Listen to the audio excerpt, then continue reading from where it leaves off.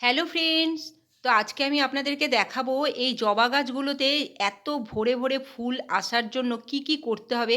এই সময় কীরকম টাইপের খাবার দিতে হবে, লিকুইড না শুকনো, বা এই সময় কীরকম জলের দরকার, কিভাবে সব কিছু আপনাদেরকে বলে দেবো। বর্ষাকালে তো এমনিতেই আমাদের জলের একদমই দরকার হচ্ছে না, বৃষ্টির জলেই কিন্তু গাছে মানে এত গ্রোথ হয়ে গেছে, গাছ প্রচুর লম্বা লম্বা হয়ে গেছে। দেখুন আমার মাটিতে বসানো আছে, তো মাটিতে যে কোনো গাছ বসালেই সেই গাছগুলো যখন বৃষ্টির জল পায় ভীষণ সুন্দর করে গাছে গ্রোথ নেয় এবং প্রচুর পরিমাণে ফুল দেয়।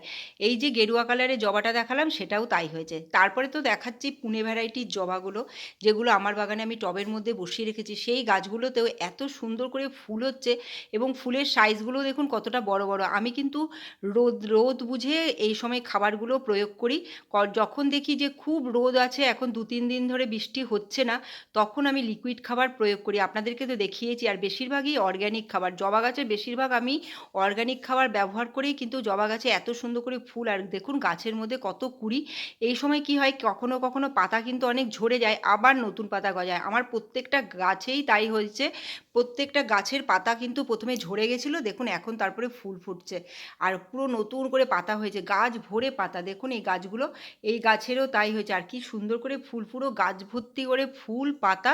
যদি গাছের গ্রোথ আপনারা ঠিক করে নিতে পারেন তবে কিন্তু গাছের মধ্যে ফুলের কোনো অভাব হবে না। আমি তাই জন্য তাই করি, প্রথম আমি গাছটাকে পুরো গ্রোথ করে নিই। আপনাদেরকে আমি এমন একটা গাছ দেখাবো যে গাছটাতে দেখবেন খালি গ্রোথ হয়েছে, এবার কুড়ি আসছে। আর এই যে লাল জবা ফুলটা, এই ফুল গাছটা ভীষণ ছোট একটা গাছ। এই গাছটা আমি তাই জন্য কি করেছি দেখুন, ছোট্ট গাছের মধ্যে ছোট্ট জায়গার মধ্যেই রেখেছি, আর তার জন্য সুন্দর সুন্দর করে ফুল হচ্ছে। আর এই যে জবা গাছটা, যেটা আমি বললাম গাছকে এইভাবে রেডি করে নিতে হবে, তারপরেই কিন্তু আপনারা কুড়িয়ে আনবেন, দেখবেন গাছের মধ্যে অনবরত রেগুলার ফুল ফুটতে থাকবে। এই যে গাছটা দেখুন, এখন একটাও কিন্তু সেরকম কুড়ি নেই। কুড়ি হয়েছে, সাইড থেকে হচ্ছে, সেটা আমি আপনাদেরকে দেখাচ্ছি, কিন্তু বেশি কুড়ি এখনও হয়নি। এবার গাছটাতে কী হবে, কুড়ি আসবে। দেখুন এখনই দুটো কুড়ি আসা দেখতে পেয়ে গেছি অলরেডি। এরপরে যে গাছ ভর্তি যে ডালগুলো আছে, ওপর দিকে যে গাছের গ্রোথগুলো হয়েছে, বেরিয়ে বেরিয়ে এসেছে, প্রত্যেকটা ডালে কুড়ি আসবে। তাই জন্য গাছের গ্রোথ তৈরি করাটা কিন্তু ভীষণ আগের জরুরি।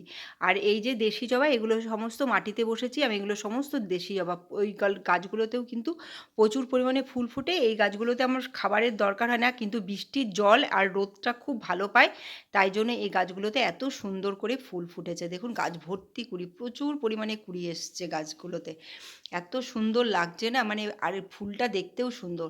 আর সবার শেষে যেটা দেখাবো সেটাও একটা জবা গাছ। এটাকে কিন্তু আলাদা লক্ষ্মী জবা নাম হতে পারে, কিন্তু এটা কিন্তু জবা গাছের মতোই পরিচর্যা আমরা করি। তাই আমি আজকে এই গাছটারই পরিচর্যা করে দেখাবো, এবং সব গাছে কিন্তু ঠিক এইভাবেই আপনারা পরিচর্যা করবেন। এই সময় এখন প্রচুর বৃষ্টি পড়ছে, মানে রোজ মানে যখন তখন বৃষ্টি।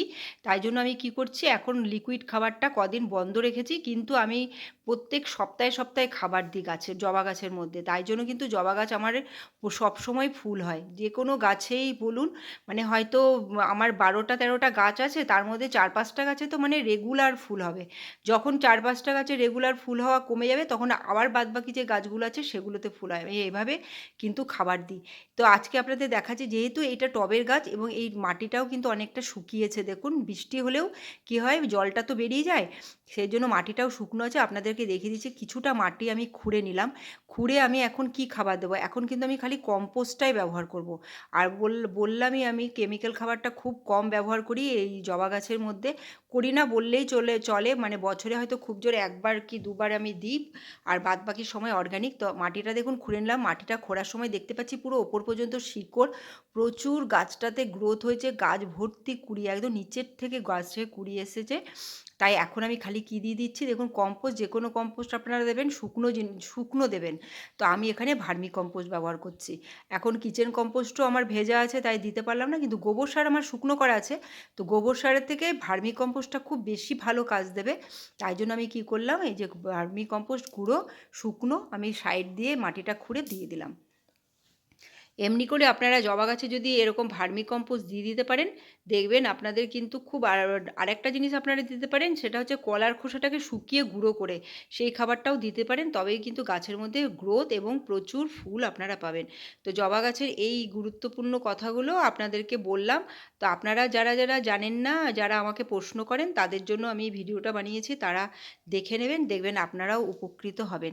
আর ভালো মানের জবা গাছ কিন্তু নার্সারি থেকে কিনবেন। আমি এখানে ভিডিওটা শেষ করছি। Bye bye.